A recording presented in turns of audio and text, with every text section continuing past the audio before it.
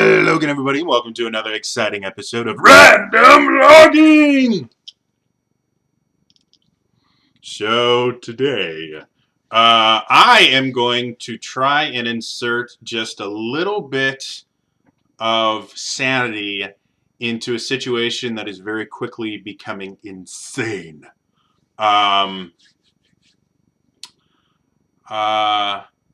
So for those of you that don't know, I don't know, I think last week, there was a woman who made a claim that a YouTuber that goes by the name of Tobiscus had done some pretty horrible things to her. If you read the entire Tumblr post, she gets relatively graphic in her descriptions, not to the point of being obscene, but she doesn't really hold back anything for the sake of, making it, easier to read or anything. It's relatively graphic. And she talks about a lot of different things, rape, sexual assault, being slipped drugs and things like that, like just a really, really bad thing. And as soon as that happened, the internet erupted because Tobiscus has 3 different channels, I think the largest of which has over 6 million subs on it. So he's a very, very well-known YouTuber. And when really, really well-known YouTubers have stuff like this come to light, generally what happens, and this is true, this is not just true about YouTube, this is true about quite literally famous people in general. When something happens, the fans of that famous person or famous entity, because this happens with businesses as well as individuals, they will do everything they can to discredit the person that's saying it because they don't want to believe that. And then on the opposite side, the people that don't like the entity or person will do everything they can to support this person, despite the fact that neither of those two groups actually care what's true. They just want to be right. And this is so incredibly common now that I'm hoping we can, what I want to do is actually talk about what we really should be doing and the thought processes behind both kind of camps of people that don't actually care about the truth.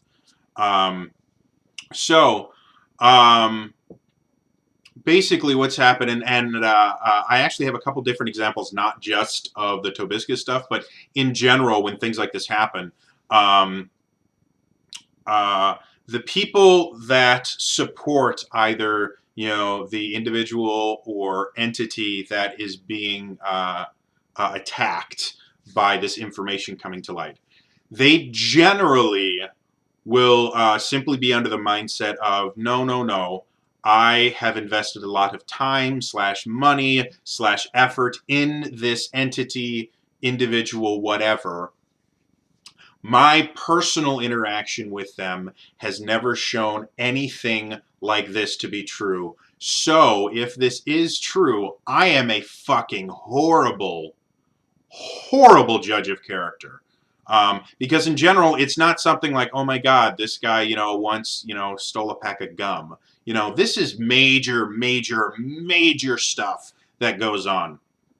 And so the thought process behind it from there is, again, it's very self-motivated. I can't be that horrible a judge of character, and I've invested all of this time, effort, sometimes money into this thing. If I did, and this is true, then I am helping to support someone doing horrible things, and that's simply not true. I would never do something like that. Therefore, they must be wrong. Now, they do have support on a fairly regular basis to kind of back up their delusional thought process, which is there are a lot of people who will make up shit about other people simply because it will tarnish their reputation. Slander and libel The reason those terms exist is because this is a very popular way to assassinate someone's character, is to say things that are simply untrue about them and force them to deny it, even if they are able to irrefutably prove that it had nothing to do with them. It permanently damages their character. And that's just, it's how it works with a public figure or a public company. Anything that has a reputation amongst the populace, anytime something like this happens, um, it can cause major, major things. So there are people out there that will go out and say things that are completely untrue or will mix in fiction with truth in order to assassinate someone's character or reputation for a number of reasons. And so what happens with these people that don't actually care about the truth, they just care about being right on the positive side, on the support side of the person being attacked, is they assume anyone that is saying these things is simply trying to do it because they have a personal vendetta against this person or entity. And it's actually not the most difficult case in the world to build. You can create animosity between two things, or you can prove animosity between two people in a number of different ways. It can be they had a relationship at one point, and it could be business or personal. They had a relationship at one point that is no longer.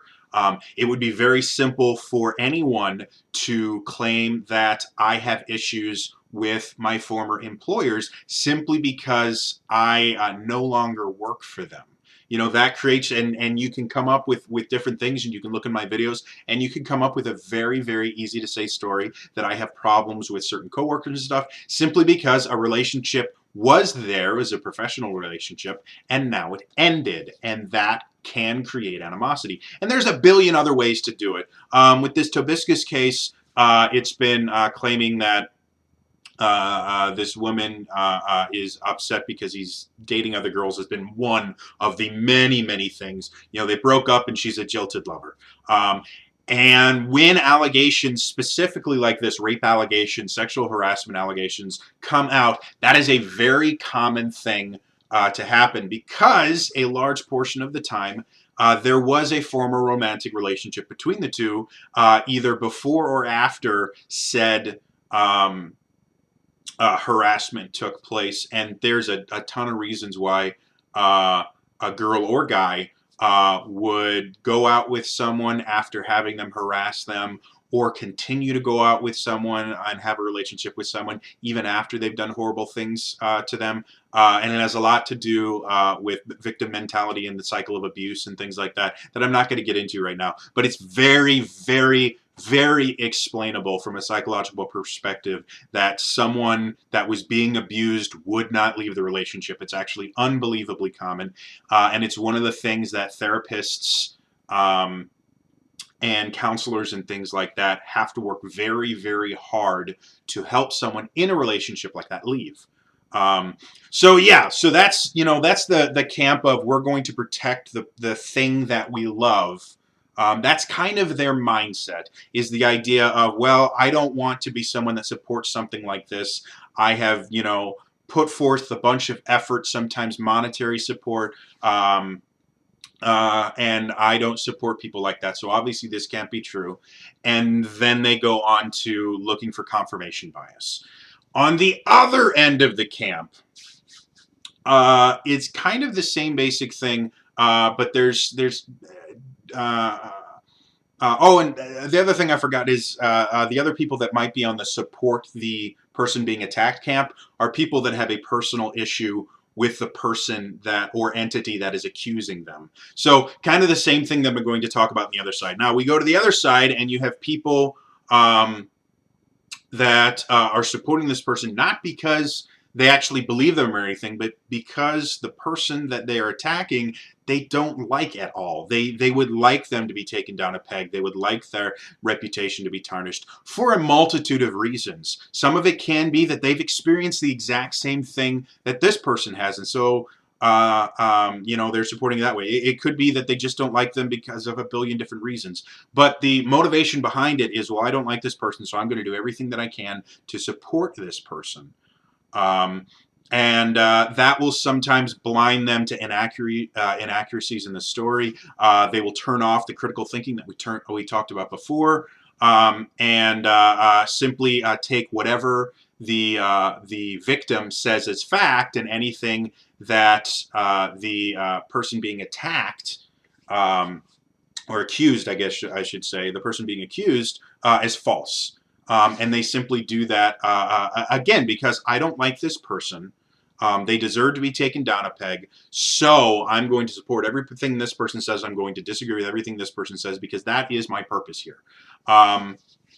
The other thing that is happening more and more often now, especially with rape allegations and things like that, is an unconditional support for the victim based upon the fact that rape and sexual assault in general, specifically in this country, I'm actually not sure how big of a difference it is in other countries, but specifically in the US, there has been an issue for a very long time of a victim blaming mentality. Does it always happen? No. Does it happen nearly as often as people that promote the idea that we have a rape culture claim? No, it doesn't. But it does happen.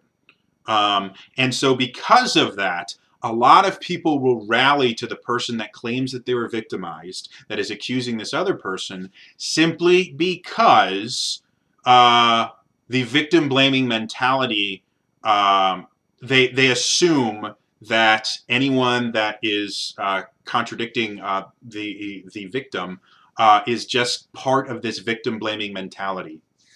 And that is another thing that will cloud judgment, because again, they will put a strong emphasis on the person that is making the claim versus the person being accused, simply because, well, it's not fair that throughout history, specifically in this country, there are a lot of women in particular, but it actually happens a lot to men as well, that rape accusations have been gone, and the overriding comment on it has been, well, you did kind of ask for it, or you know what, this is just you regretted something and now you're trying to punish him because you made a regret, stuff like that, that is untrue. But they use that to lessen rape charges and things like that. So with that in mind, a lot of people, as soon as they hear something like this, they won't actually look into the facts. They won't actually look into anything that's going on. They will simply believe the victim because they don't want to be a part of that victim blaming mentality. And it's actually one of the strongest weapons that the victim, the person that's making the accusations, has, because it's documented. It is unbelievably simple for someone to show victim blaming in hundreds of thousands of cases, because again, it is a problem. No one in the country denies that victim blaming doesn't happen. The argument is how often it happens, and how often rape accusations and sexual assault accusations are false. But nobody is saying that no, it doesn't happen. And if they are, they need a reality check. So that is what you will see from the other side. Is they'll be like, no. Hey, it's not fair that women get treated this way. It's not fair for victims to be blamed for the stuff that happens simply because of blah, blah, blah, blah. And the rhetoric goes on and on and on and on and on. What I would prefer us to do, and what we really should be doing, is we need to actually look at the facts. In this country, people are innocent until proven guilty.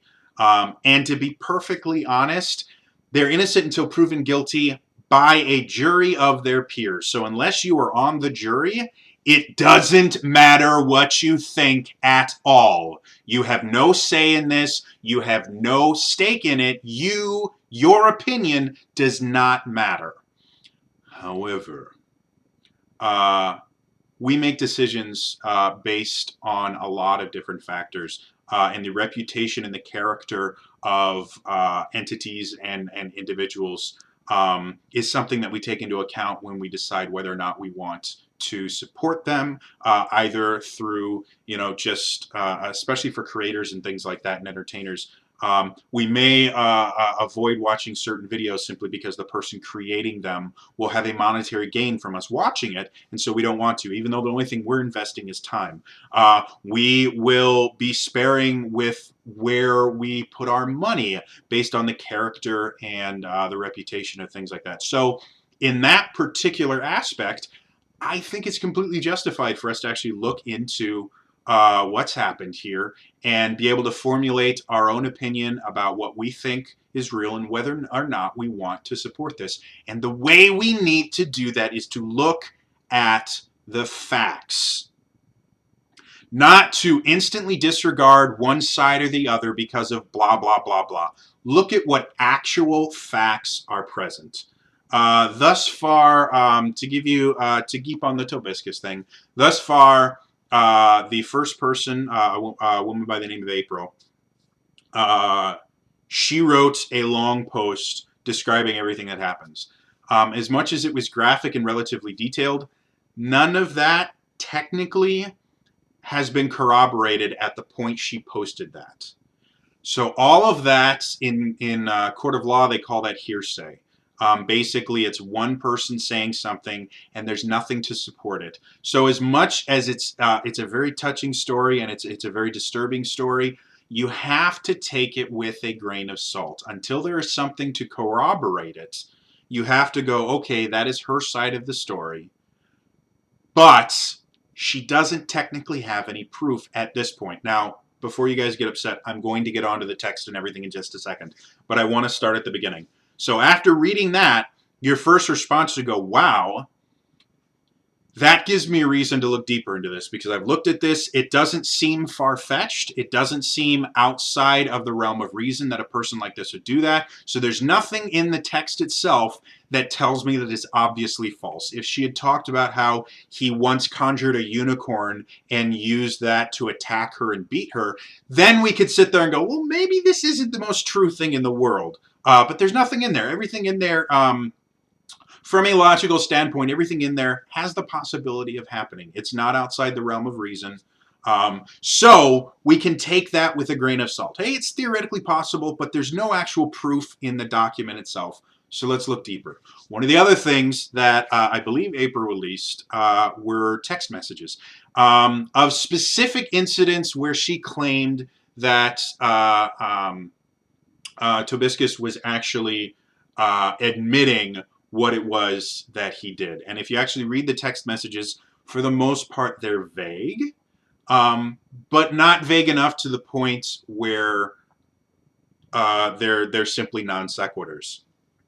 He does say some damning things in them if they are to be believed. Now, those things specifically can be faked.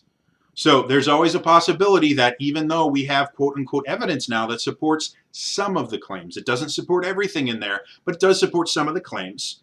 Again, to use proper critical thinking, you do need to sit there and go, well, this looks relatively damning. However, there's always a chance that these have been manufactured. So now we have a little bit more weight on this dialogue that we've started. Thus far, Tobiscus, my understanding right now is Tobiscus hasn't really responded to the allegations as of yet. So there's nothing that he's showing as proof that these things didn't happen. And to be perfectly honest, it's actually significantly more difficult to prove something didn't happen than it is to prove something that did happen. So he technically is at a disadvantage at this point. Okay, so that's, that thing. Then we start bringing into the fact that there have been, I know of at least two other girls, I think, that have come forward talking about it. Or no, one girl that's come forward that shared her own story, and then a guy that has come forward and shared his story about things that he's observed. Again, the actual videos and things like that are hearsay. They are. They all it is someone speaking. Now, When you have 2 or 3 different people telling the exact same story, that's called corroboration, and that can be trusted a little bit more. However, there's always the chance that all 3 of them have gotten together and made up the story together. So even multiple people claiming the same thing doesn't mean that it's true. And proper critical thinking makes us need to take it back a little bit and look, well, exactly what did they say? Of the 3 different stories, none of them say the exact same things. None of them describe the events that were described in the Tumblr post. Each video is a little bit different, talks about different things. So technically, nothing has been corroborated specifically yet, other than the text messages. However, in this particular instance, we're starting to see a pattern, which patterns emerging can be used as evidence. It's like, well, this person is claiming this, and this person is claiming this, and this person is claiming this. Even though they're all talking about different situations, the fact that all of them, even though they are not people that are related to each other in any way, most of them do not have that many connections between each other. You can start seeing patterns forming, and that is creating more evidence that this may be true. And then you start seeing other things where I believe his mom did a very, very long post about how this is all character assassination. The brief bit that I read, again, was hearsay. There was nothing in there that proved anything. It was just a lot of hearsay. My son would never do that type stuff. So that, there's nothing to corroborate it. We can't really trust that. There have been a few other YouTubers, at least one I know of, that have claimed nothing like that has ever happened to them. And again, we're looking at more hearsay. They claim something, there's no way to substantiate it simply because they show no evidence of it other than their own personal opinion. So again, this is a really murky thing because there's not really a lot of proof anywhere. Now I know Amelia, I think her name's Amelia Talon, I don't know. She's one of the gamers next door. She has stuff with Pamela Horton, who's amazing. Love her. She, if I remember correctly, she provided some text message evidence as well. And then there have been other people that are speaking out and have been sharing stories, saying similar things. So again, from a critical thinking perspective, in this specific situation, there is a lot of evidence mounting towards the idea that this original post could be true. There are a lot of things we're definitely noticing a pattern between people that are completely disconnected. In order for the pattern to be manufactured, in order for it to be faked, there would need to be some collusion between the different people talking. And there are enough people that are separated far enough that it's very difficult to be able to come up with any form of collusion beyond the idea that, well, these people heard this story and so they're making up their own story because they don't like this person. So again, this entire situation is very, very murky.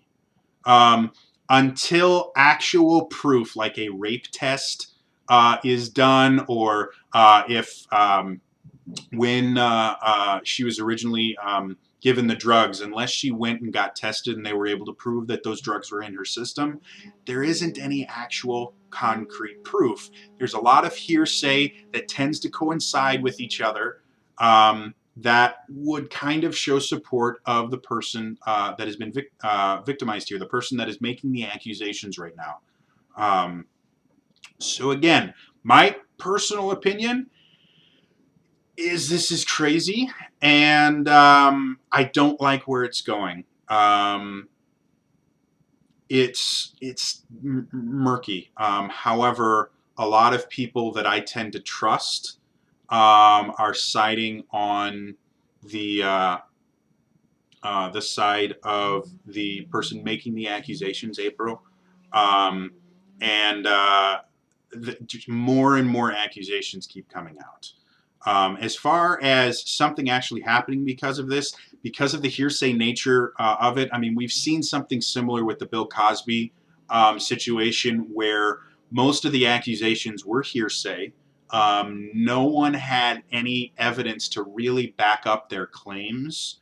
And the biggest difference there was the fact that it had happened so long ago that statute of limitations had been reached. So in this specific instance, statute of limitations for rape and things like that, I believe in this country is around 10 years. So they could very well take this to court. There could be charges filed. Whether or not I think that's likely, I got no idea. There is so much more that goes into a decision about whether or not to attempt to file charges against someone that has raped you than just the idea of whether or not they raped you. It's a very traumatic experience for the person involved and the person that was assaulted or raped. It's not a clear-cut case, and people that have never experienced it, their first response is always, "Why didn't you go to the cops? Why didn't you, why didn't you do this? Why didn't you do that?"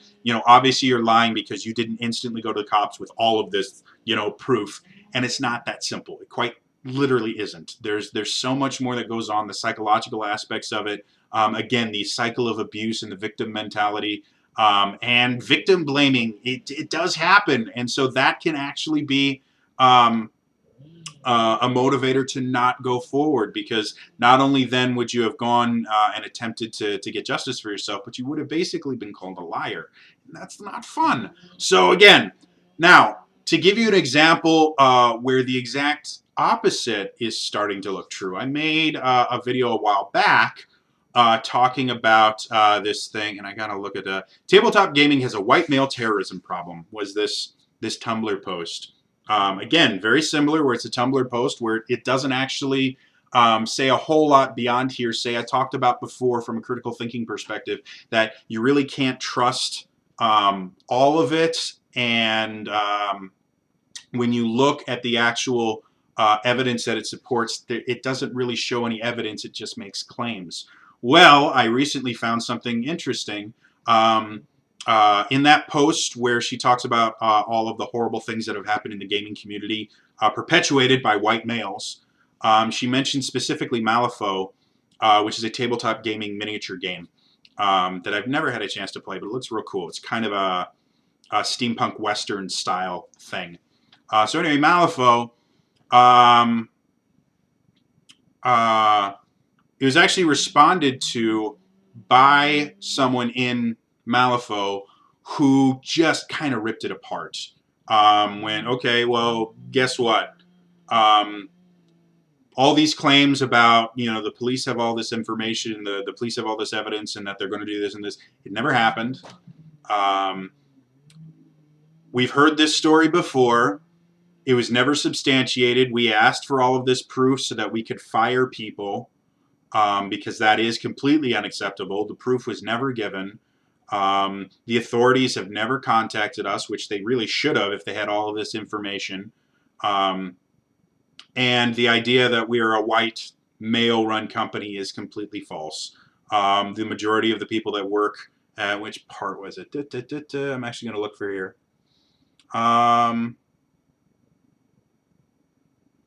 The actual quote is, "Considering that a large majority of the workforce here is female, the males are outnumbered. I sort of kind of doubt we're all running around scratching our crotches and telling the ladies how they do it for us." Again, a lot of people flocked towards this Tumblr post going, "Oh my God, this is horrible. We have to do something about it." And I said, quite frankly, no, this isn't true. Are there aspects of it true? 100%. I would be unbelievably shocked if it wasn't. And probably a large portion of it is based on truth. It was romanticized to make it more. Romanticized to make it more discouraging and make it more disgusting, so that people would react to it very strongly. But nothing in there was ever actually substantiated. And now we actually have some very simple ways to substantiate whether or not this stuff was true. We have a person at the head of this company that was able to unsubstantiate the claims. It would be very simple to be able to figure out if this company had ever been raided by the police or anything like that. So it never happened. I did not actually go to their forums because apparently she made this stink about a year ago in their forums. I haven't been able to go there to look through it, but that's evidence there. Finding out the makeup of the company as far as who works, how many women work there and things like that is slightly more difficult unless you actually have access to the company. Most people will not uh, reveal like a complete lists of all their employees or something like that. But again, from a critical thinking perspective, there's really no reason for him to claim that there's a majority of the workforce that's female when that's, again, it's not the most difficult thing in the world to check up on. While no, we can't just go to the internet and find out every single employee that works there. It would be very, very simple to just show up at their workplace and count how many women walk in and out. Like that's an unbelievably simple thing to check. Um, and So yeah, you have two very similar situations where a single person is claiming that they have been victimized and harassed by this, and they're making accusations of a larger entity, whether that's an individual person or a business or something like that. They're making these claims that are completely unsubstantiated in the actual Tumblr post. The two differences are, the idea that in the first instance against Tobiscus, there is other evidence that is coming forward that is starting to substantiate some of the claims, and a pattern is being formed. As far as rock hard evidence, there's very little. You have text messages that you can, police and things like that can verify the authenticity of. We on the internet cannot. If you're good enough with Photoshop, you can make just about anything. So that is something that could turn into hard evidence. And on the other hand, we have this other one that was, again, a lot of information completely unsubstantiated, no references made for where they got their information or anything like that. They were just broad claims. That has been debunked by someone that actually does substantiate theirs by posting evidence or referencing evidence on their forum, by referencing their own hiring practices, and referencing the fact that had these things actually been happening, there's a very good chance that the police that have all of this information would have made some sort of action, and also welcoming the information become public. So again, you have two very different things, and even then, technically a lot of what this guy that runs Malifaux apparently, or whoever he is, his name is Nathan Caroland. A lot of what he says is technically unsubstantiated in the text itself and requires a little bit more effort into looking at it. But that's what I'm talking about. Like, anyone is going to sit there and look for the thing that they like the most, the opinion that they agree with the most, and then they're going to become blind. They're going to get what's called confirmation bias, where they specifically look for things that support their conclusion, and they disregard things that don't. And that's bad. That's really, really bad. Because when stuff like this happens, especially for large companies like this, even unsubstantiated claims can have massive, massive impacts on their livelihoods, and can cost people jobs, and can cost people their houses, and things like this. Like it's a really, really big deal. And so we, as actually smart human beings, we need to be aware that this stuff is happening, and we need to stop passing judgment so quickly until we actually can look into it. Let's play devil's advocate for this Tobiscus thing, and say that he's completely innocent. With the massive amount of conversation happening around it, this could end his career on YouTube, which is how he supports himself. And if it gets into the wrong hands and gets into a jury filled with people that have been following it online, he could be charged and sentenced as a rapist, which ends your career specifically. Like, you are done working anywhere. The the laws that we have in this country about how we treat sex offenders and things like that are massively broken, and generally lead to repeated offense as opposed to getting them better so that they don't do it anymore. Like, we just have a really, really broken system here. And a lot of people that have had false claims that they were able to prove later with things like DNA testing actually go, after they get out, go and commit the crimes that they were accused of, simply because our system is massively broken. So yes, we need to stop jumping to conclusions right now. We need to think critically. We really, really do. Like I said, at least in the Tobiscus case, I'm having a hard time, unless he's able to produce some sort of substantiated evidence that this stuff is not happening. There is a lot that is supporting April's statement. And while very few of the specific facts that she's mentioned have been substantiated, and to be 100% honest, not a whole lot of it can be proven. A lot of it happened when she was alone with the guy, or in situations where the ability for other people to perceive what was happening was severely limited by alcohol and drugs and things like that. So the likelihood of her being able to come up with any kind of quote-unquote proof of a lot of these things is zero. And that's why she was relying on support, relying on other people coming forward so that they can see a pattern. And to be 100% honest, if this is something that really happened, I think it is something that should go to court. I think it is something that should be decided by a jury as opposed to, the court of public opinion. If this did really happen, which again, I'm not saying it did, if it did really happen, he deserves to be punished for it. He deserves to pay for his crimes. So yeah, that's my really, really long conversation about why this stuff happens and what actually has been said in this, which again is relatively little. Beyond the text messages that have been brought forward that could or may or may not be manufactured, the only thing we have is a lot of hearsay that generally tends to agree with itself. But that's all it is, guys. We can't condemn someone based on hearsay. We really can't. So anyway, if you guys have opinions on this, feel free to leave it in the comments below.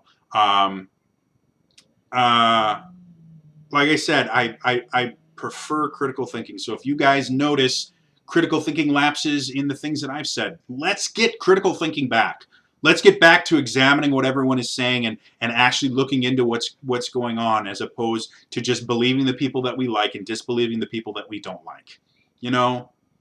All right, that's all for me today. I will see you guys probably tonight, simply because Dark Souls 3 is coming out and I'm going to stream it. So anyway, that's all for me today. I'll see you guys tonight. Bye-bye!